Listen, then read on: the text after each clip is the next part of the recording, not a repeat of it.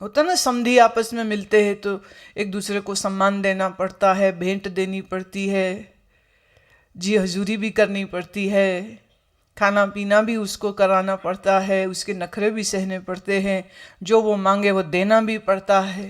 हिंदुस्तान में कुछ रिवाज ऐसे ही। वर पक्ष वाले वधु पक्ष वालों के सर पर बैठ जाते हैं, पर बेचारे बेटी भी देते हैं और उनसे बेइज्जती भी सहते हैं, पर फिर भी आपस में मिलना जुलना मेल मिलाप चलता रहता है। लेकिन अगर आप उसी एटीट्यूड के साथ, उसी भावना के साथ गुरु के पास जा रहे हैं तो आप बहुत गलती कर रहे हैं। अगर आप यह समझते हैं कि आप कुछ भी करोगे और that should be ignored, well, Guru can definitely do that, but if Guru begins to ignore your errors, your mistakes, your fallacies, know this, you have no future. You have no future at all.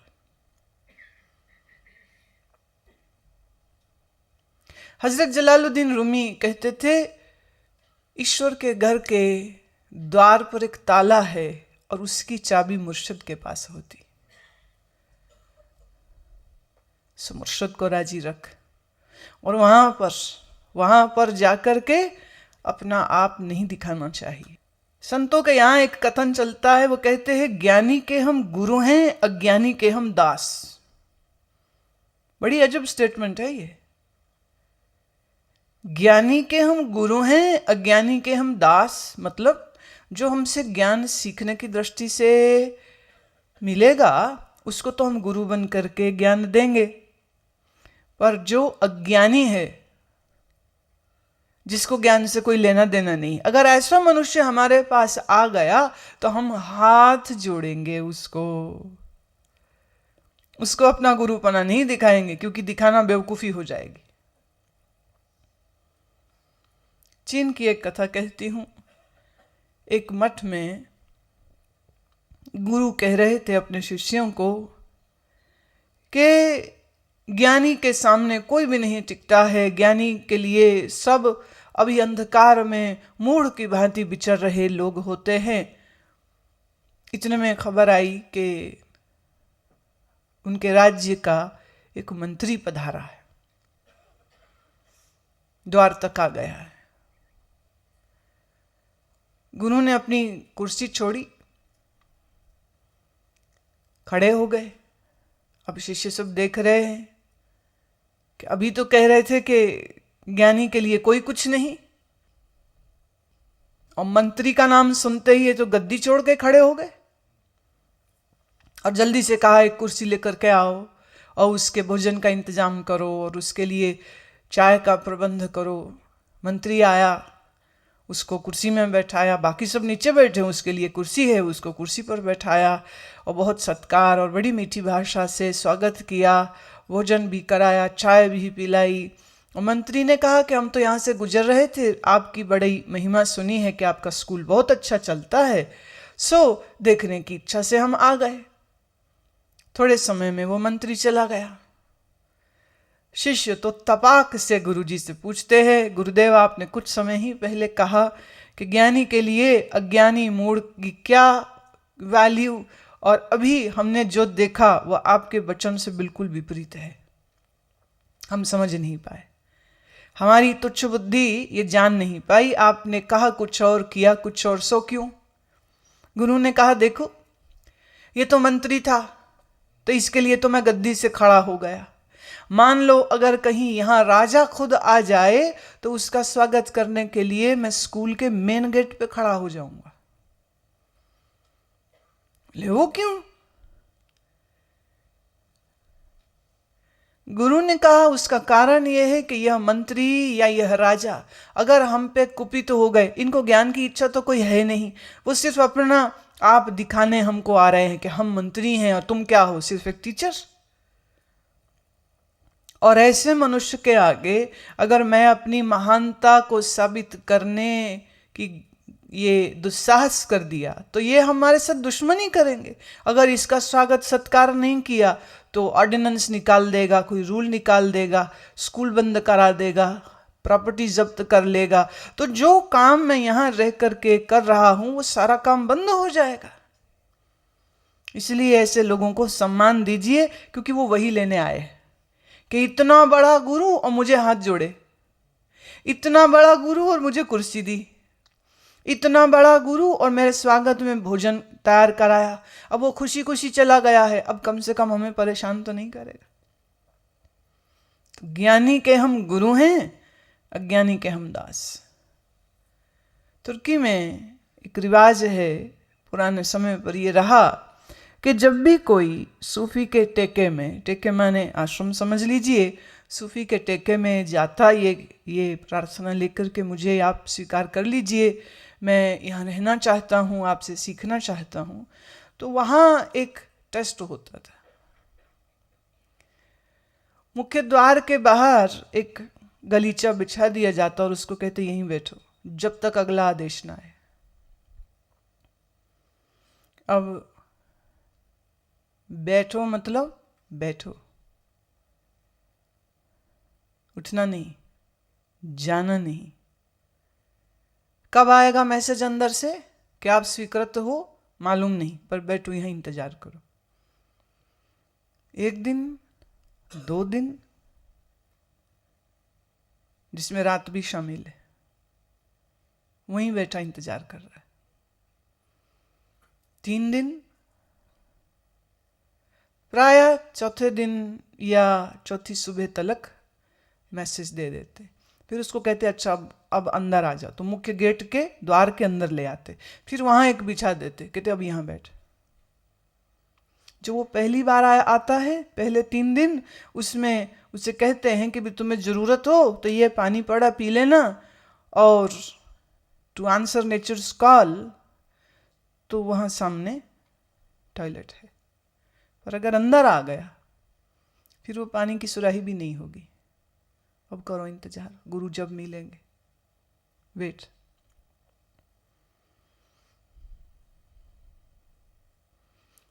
अक्सर कर क्या होता, कोई 3 दिन से पहले ही भाग जाता, और कोई इस अंदर वाली हो रही परीक्षा के पूर्ण होने से पहले भाग जाता। तो गुरु अधिकतर ये इंतजाम कर रहे होते कि भगाओ, बैठाओ नहीं, भगाओ। तो भगाना कैसे? मान लीजिए अगर वहां भी स्वीकृत हो गया, अंतर वाले दालान में भी पास हो गया, तो फिर उसको रसोई में भेज देते, भोजन बनाने वाली जगह में। अब जहाँ 100-150 लोग आते हैं, सबका भोजन बनता है। चीन की तरह यहाँ भी रिवाज है, दिन भर कावा चलता रहता है, तो कावा बनाते रहो, चढ़ाओ, बर्तन साफ करो, फिर वहाँ डाल देते। अब वहाँ 3 महीने रखेंगे, 4 महीने रखेंगे, 6 महीने रखेंगे, मालूम नहीं। अगर वहां भी टिक गया, फिर उसको बुलाया जाता कि जहां गुरु अपने शिष्यों के साथ बैठता है तुम उसके दरवाजे के बाहर बैठ सकते हो, अब यहां तक की परमिशन है। ये सारे उपचार क्यों किए जाते हैं?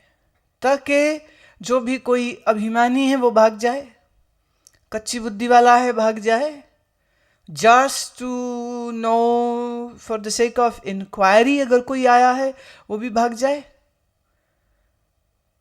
तो टिकना मुश्किल काम है।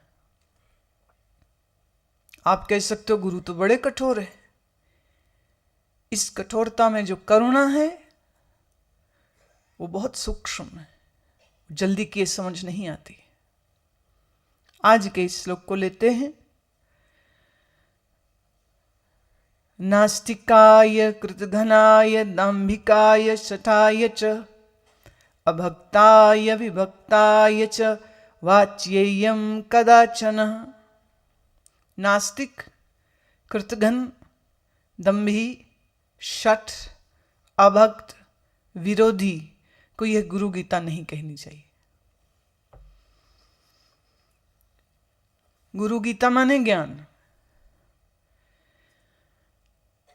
ज्यादा आसान हो जाएगा। शिव कह रहे हैं जो नास्तिक है उसको न सुनाओ, जो कृतघ्न है उसको न सुनाओ। कृतघ्न कौन है? जो किए हुए उपकार को भूल जाए। दंभी, जो दंभ करता है, दिखावा करता है, उसको न सुनाया जाए। शठ, शठ कौन? चातुरता, चालाकी है जिसके अंदर, उसे न सुनाया जाए। विरोधी, जो बाहर से तो गुरु को हाथ जोड़ता है, भीतर से विरोध करता है। याद रखना इस बात को तुम। खाली इतना कह देने से कि गुरु जी हम आपको बड़ा प्यार करते हैं, ये प्यार नहीं होता है। गुरु जो कहे सो करे, और गुरु के इशारे को समझे, ये होता है प्यार। प्यार खाली बोलने का शब्द थोड़े है। सभी बोल सकते हैं, कोई भी बोल सकता है, दिन में करोड़ बार बोल सकते हो। तो जो कहे सो करे, दम्भ ना करे। दम्भ क्या है? यूं तो कहना कि हम आपके भक्त हैं, हम आपसे प्यार करते हैं, और अंतर अंतर संसार की कामना और संसार की चाहना करता है। दुनिया को दिखाया कि मैं तो गुरु के पास जा रहा हूं, और गुरु के पास रहकर मैंने पहले तो दुनिया से सम्मान लिया कि हम सब कुछ छोड़ के गुरु जी के पास जा रहे हैं, और फिर गुरु के पास जाकर के वही कामनाओं और वासनाओं में अपने आप को जला रहा हो। तो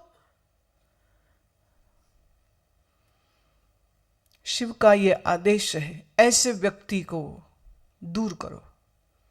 अभी उसका अहोभाग्य नहीं जगा है, अभी उसके कुकर्म। फिर कह दूं, जब आप अपने घर में बैठे चोरी यारी चकारी कुछ करते हो, उसका भी दंड है। लेकिन अगर आप यही कुकर्म देव स्थान पर, तीर्थ स्थान पर, गुरु के स्थान पर कर दो, इसकी कोई माफी नहीं होती।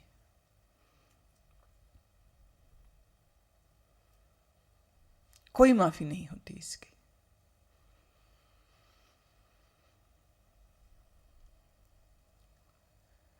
संसार को ये तो बोल दिया, हम गुरु के पास जा रहे, पर प्रश्न उठता क्यों जा रहा है?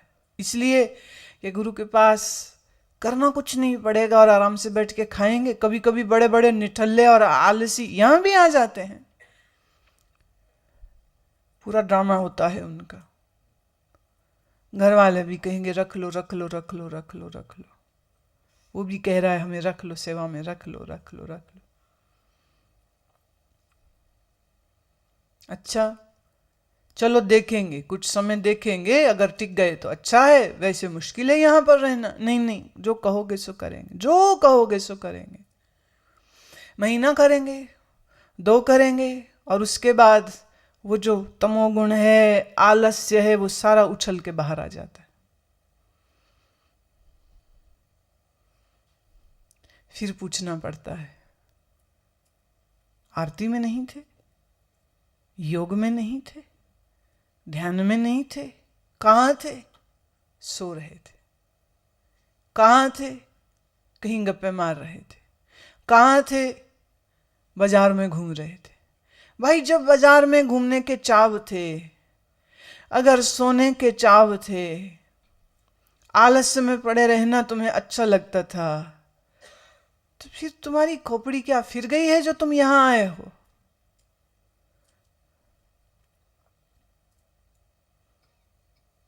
अजब बात है।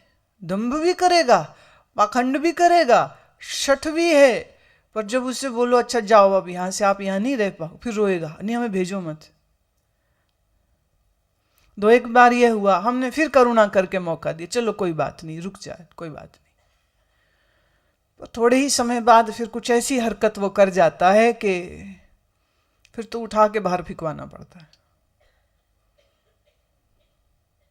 शठ, दंभी, पाखंडी, कृतघ्न, नास्तिक, अभक्त, विरोधी को यह गुरु गीता नहीं कहनी चाहिए।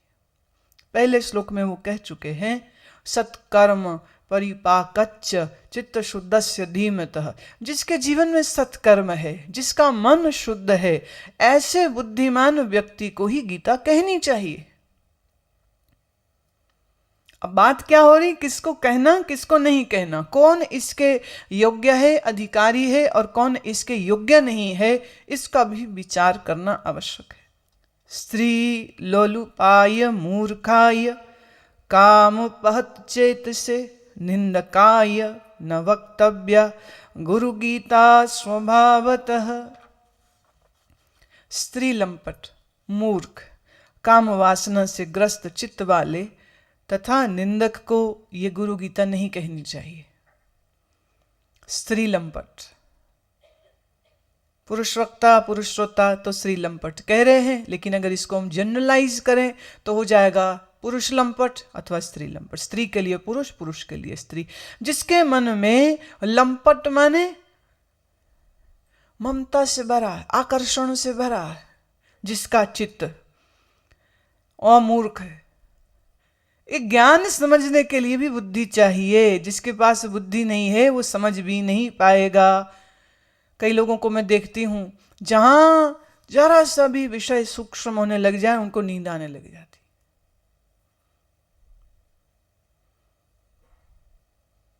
नींद आ गई, अरे भाई नींद क्यों आ गई? क्योंकि समझ नहीं आ रही। मन बोर हो जाता है तो नींद आ जाती। मूर्ख को चाह करके भी ज्ञान नहीं कराया जा सकता। कोई कोई कालिदास है जो मां मूर्ख से महाविद्वान हो गए, अक्सर कर मूर्ख मूर्ख ही रह जाते। सब कालिदास नहीं हो पाते। मूर्ख के बस का नहीं है, काम वासना से ग्रस्त चित्त वाला, जिसके चित्त में सदैव काम वासना जगती रहती है, माने अनियंत्रित है, असंयमित है, जिसके लिए यह शारीरिक सुख भोग ज्यादा आकर्षण रखता है, तो इसका मतलब अभी वैराग्य नहीं है, तभी तो इतना आकर्षण चित्त में है। अन्यथा क्यों? बुद्ध के जीवन में एक बार ऐसा हुआ, पूर्णमासी की रात्रि थी, नदी के किनारे पर वो ध्यान कर रहे थे। इतने में उनके सामने से गुजरा, कोई गुजरा। अब बुद्ध आधी खुली आंख में है, रात भी है, गुजरा है कोई, ये मालूम है। थोड़ी ही देर में कुछ पुरुष भागे हुए आते हैं, इन्हें बैठे देख के पूछते हैं, क्यों साधु, यहां से तूने एक औरत को जाते हुए देखा? ये पुरुष खुद भी आधे कपड़ों में है। बुद्ध ने कहा, नहीं, मैंने नहीं देखा। उन्होंने कहा, ऐसा कैसे हो सकता है? परम सुंदरी थी वो, नग्न थी वो, तुम्हें कैसे मालूम नहीं चला? झूठ बोलता है। हुआ यूं था, ये 4 पुरुषों ने किसी वेश्या को ले आए, लेकिन किसी बात पर वेश्या नाराज हो गई या जाने क्या हुआ, वो वहां से भाग गई। वो अपने वस्त्र छोड़ करके भाग गई और ये उसके पीछे पीछे भाग रहे। और बुद्ध से पूछते हैं, ऐसा कैसे हो सकता है कि एक नग्न स्त्री तुम्हारे सामने से निकले और तुम्हें पता ही नहीं कि वो स्त्री है या क्या है? बुद्ध ने कहा, जिस दिन से मेरा अपने शरीर से मोह और आसक्ति खत्म हो गई, उस दिन के बाद से कौन स्त्री और कौन पुरुष? जिसको अपना ही देह नहीं दिखता, याद है पिछले श्लोकों में आया था, ज्ञानी अपने देह को शव की दृष्टि से देखता है। जिसका अपनी देह से ही ममत्व कोई नहीं, उसका दूसरे के देह से क्या ममत्व होगा?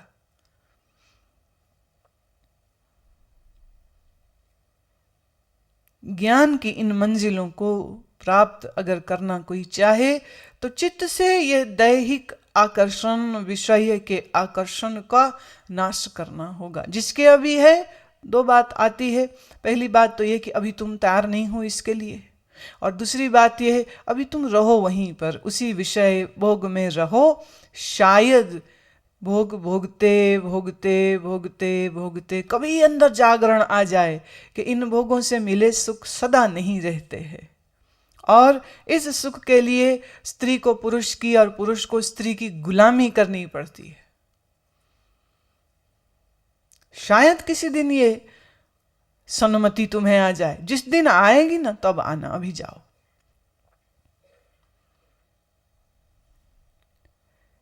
एकाक्षर प्रदातारं यो गुरुर्नैव मन्यते ऋण्यो योनिष्टं गत्वा चाण्डालद्वपि जायते। एकाक्षर मंत्र का उपदेश करने वाले को जो गुरु नहीं मानता वह 100 जन्मों में कुत्ता होकर फिर चांडाल की योनि में जन्म लेता है। ये सदगुरु की निंदा करने वालों के विषय में अब बात आ रही है। देखो, सदगुरु तो अपनी ही एक दुनिया बना लेता है। वो अपनी उस दुनिया का राजा है, उसी में वो मस्त है, उसको किसी से कोई लेन देन नहीं है, वैराग्य में है, विवेक में है, समदृष्टि वाला है। अब ऐसे की कोई निंदा करे तो निंदक के लिए कहा 100 जन्मों तलक कुत्ता हो फिर चांडाल की ही योनि में जन्म लेगा। गुरुर्त्यागाद भवेन मृत्युर मंत्र त्यागाद दरिद्रतः गुरु मंत्र परित्यागी रौरवम नरकम व्रजेत। गुरु का त्याग करने से मृत्यु होती है, मंत्र को छोड़ने से दरिद्रता आती है, और गुरु एवं मंत्र दोनों का ही त्याग कर देने से तो रौरव नरक मिलता है।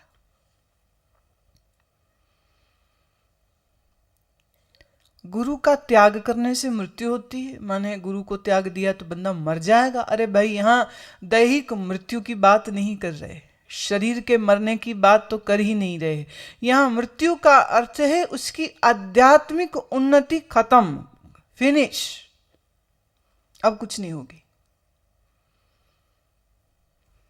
वाचक, सूचक, बोधक, निषिद्ध, कारणाख्य, इन सब गुरुओं की सूची में याद रख लेना किस गुरु की बात कर रहे हैं। यहां पर विहित गुरु, कारणाख्य गुरु को त्यागने पर नरक में स्थान मिलेगा, ये कहा जा रहा है। यहां वो ये नहीं कह रहे कि वाचक और सूचक और निषिद्ध गुरु को त्यागने पर ऐसा दंड है, उनकी बात नहीं कर। उनके लिए तो शिव पहले कह ही चुके हैं कि अगर भूल से भी चला जावे तो दूर हो जाए। पर सर्व सामर्थ्य, ज्ञान, ध्यान, योग की जिनमें थी, ऐसे गुरु को अपनी वासनाओं और कामनाओं के कारण त्याग दे। ऐसों के लिए फिर कोई जगह नहीं बचती, फिर कहा नरक में भी जगह नहीं।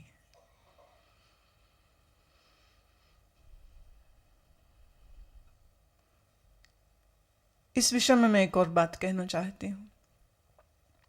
ब्रह्मवेत्ता गुरु, ब्रह्म का बोध जिसके पास है, ऐसा गुरु दूसरे ब्रह्म बोध प्राप्त गुरु से अपने आप को भिन्न कभी नहीं देखता। मेरे पास मध्य प्रदेश से एक सज्जन आए थे। उनका पिछले कुछ शायद 4-6 महीने पहले देहांत हो गया। कोई 3-4 साल पुरानी बात है। वो हमें मिलने के लिए आए। वो ओशो रजनीश के शिष्य थे, उनके साथ रहे थे काफ़ी समय तलक, जब वो बॉम्बे में थे, जब पुणे में थे उस समय। तो उनके प्रथम करीबी शिष्यों में से वो एक थे। हमें मिलने आए तो कहने लगे कि मेरे गुरु ने ये बात कही थी कि जब तलक मैं हूं तो मेरे साथ रहो, जिस दिन मेरा देह चला जाए और तेरा जागरण नहीं हुआ तो किसी दूसरे बोध प्राप्त को ढूंढ लेना। ये ना हो कि तू मेरी तस्वीर के साथ मेरी मूर्ति बना करके उस पे अटक जाए और उसी की पूजा करते रहे। गुरुद्वार है उस ब्रह्म बोध तक पहुंचने के लिए। हो जाए ब्रह्म बोध गुरु के रहते रहते, बहुत अच्छी बात है। मान लो गुरु का शरीर पहले चला गया, शिष्य अभी भी अंधकार में है, तो ऐसी स्थिति में गुरु की फोटो मत पूजने लग जाना। कह रहे संजोग से मुझे आपका पता चला, सो अब आपके पास आया। जयपुर से राजस्थान के थे नरेंद्र भारती, वो भी उन्हीं के करीबी शिष्यों में से एक रहे। उनका भी पत्र आया, कहने लगे मेरा शरीर अब कैंसर ग्रस्त है, मैं बिस्तर पर हूं, आ तो नहीं सकता पर पुकार भेज रहा हूं, आशीष चाहिए। जिस मार्ग पर मुझको चलाया था मेरे सद्गुरु ने, मैं उसी सद्गुरु को आप में देखता हूं। मेरी प्रार्थना है कि मेरे लिए आपका मंगलदायी आशीर्वाद हो। मेरी बस यही कामना है। अब यहां वह अपने गुरु से कोई विद्रोह नहीं कर रहे। ये गुरु का आदेश है और सही भी है और उचित भी है। लेकिन बोधवान गुरु के पास रहे पर अपने अहंकार और अपनी वासनाओं और कामनाओं के कारण गुरु से लाभ न ले पाए और छोड़ के चला जाए किसी और के पास। अब यहां पर फिर वही बात आ जाएगी कि अब ये गलती हो गई। मैंने उस दिन कहा था ना उस व्यक्ति के बारे में जो हमारी गाड़ियां चलाता रहा एक समय तक, अपना स्वभाव नहीं बदल पाया, कठोर स्वभाव, क्रोधी, बड़ा जालिम स्वभाव, वो उसे नहीं छोड़ पाया। हमें छोड़ दिया उसने, हमें छोड़ के दूसरे के चला गया। जहां वो गया मुझे लगा कोई बात नहीं, वो भी अच्छी जगह ही है, गलत नहीं है। लेकिन जब बंदा ही गलत है तो वो किसी भी अच्छी जगह में जाकर के भी गलत ही रहेगा, वो सही नहीं हो सकता है। वहां से भी भाग लिया, अपना डेरा खोल के बैठ गया।